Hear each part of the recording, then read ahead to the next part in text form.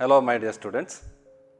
Today we are going to discuss about the new concept, that is GST registration. As we know that once GST is implemented in our country in the year 2017, every person has to register under GST, those who is liable to collect the GST from the customer.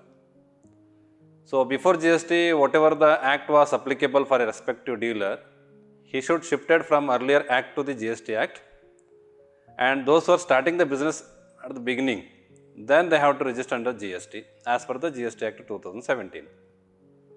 So now we are going to discuss about who should get registered under GST and what are the documents required for GST registration, who is liable for registration, who is not liable for registration, what are the documents required, what is the procedure, and what kind of registrations are there in the GST Act. So before going to that, while getting the registration, what all the things are mandatory?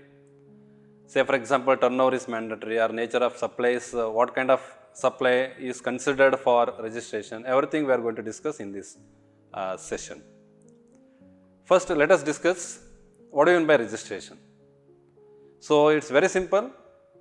Under GST, business whose turnover exceeds 40 lakh rupees or 20 lakh rupees as the case may be. As we all know that 40 lakh rupees in the case of goods, that is supply of goods, and 20 lakh rupees in case of supply of services. In the sense, a dealer whose turnover during the previous year is more than 40 lakh rupees in case of goods and more than 20 lakh rupees in case of services should get registered under GST. That is nothing but GST registration. So as we discussed here before, 40 lakh and 20 lakh rupees, that is normal states, and some special states are having special turnover limit. So for example, where the limit is 10 lakh are both goods as well as services, Manipur, Mizoram, Nagaland and Tripura.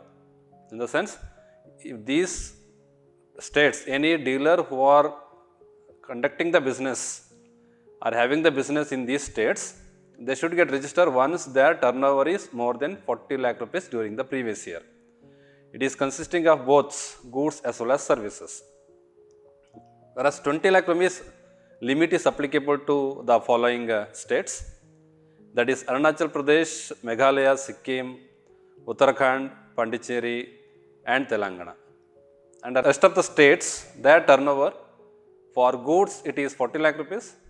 For services, it is 20 lakh rupees. So this is about the turnover limit for registration under GST in the hands of the dealer. Now, who is liable for registration?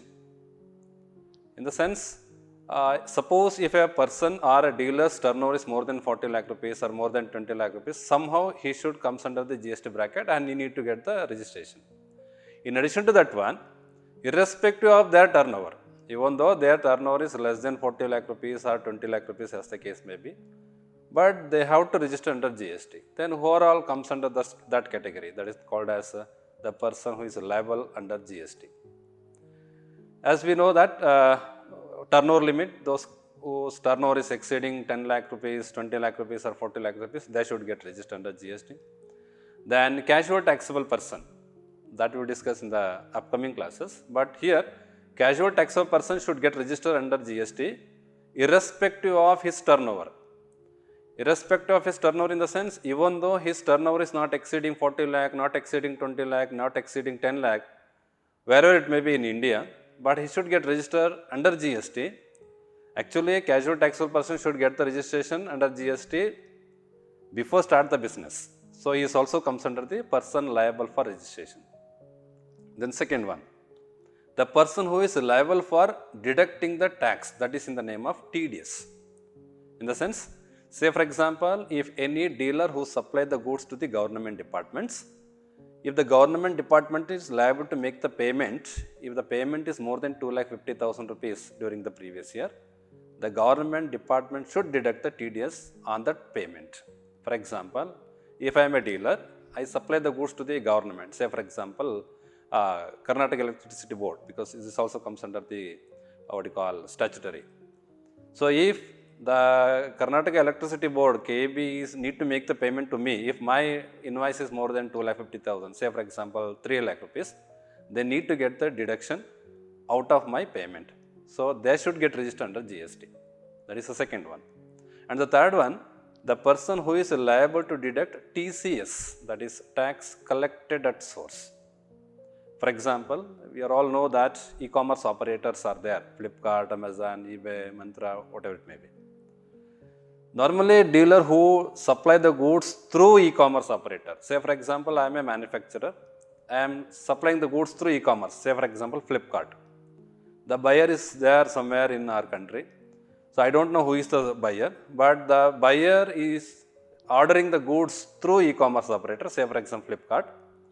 So, I supply the goods through e-commerce operators and I am getting the payment. How I am getting the payment?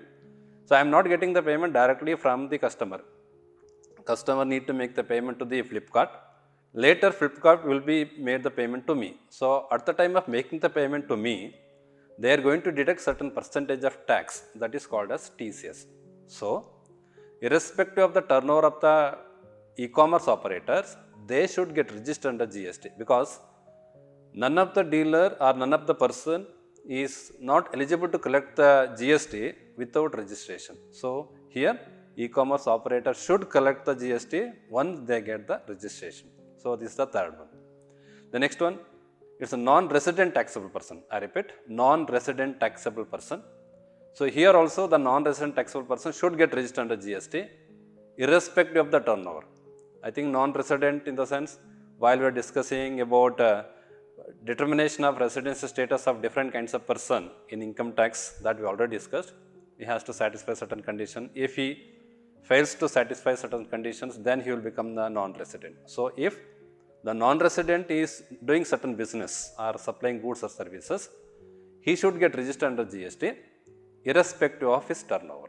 So, that is another person who is liable for registration. And agents, those who are working on behalf of principals. So, any dealer who is working as agency or taking as agency and supplying the goods and services, irrespective of his turnover. So, this 40 lakh rupees and 20 lakh rupees is not applicable to these kind of dealers. So, he should get registered under GST. And one more, input service distributors. Input service distributors also liable to get registered under GST. Now, the question is, who is input service distributor? So, you are already aware about that. Normally, business are going on through various branches. Suppose some expenditure incurred, especially in case of services, if those expenditures are distributed to various branches. But invoice may not provided to all the branches, normally invoice provided or invoice given to only the head office. But services will be distributed all the branches, and hence whatever the GST paid by head office to the supplier of that particular service, that amount of GST should be distributed to each branches. So, then that head office or that branch is called as input service distributor. Even though the respective dealer or head office, their turnover is not exceeding 40 lakh, 20 lakh, 10 lakh, they should get registered under GST. So, there also comes under the person liable for registration under GST. They are called as input service distributor, ISDs. Then the person who supplies goods through e-commerce, that we already discussed. Again, any e-commerce operators, those who are supplying the goods, they are also should get registered under GST. So, earlier what I explained is, if I am supplying the goods through e-commerce operators, I should get registered. Suppose I am an e-commerce operator, I should get registered. So, here both should get registered irrespective of their turnover under GST. So, this is about what is GST. So, what is the turnover limit and who are all the person liable for registration.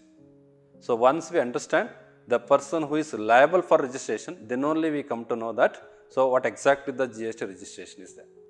So, by this today we are understanding what do you mean by GST and what is the turnover limit for registration under GST and who are all the person comes under the GST registration as the person liable for registration. The remaining concept will be discussed in the next class. Have a nice day.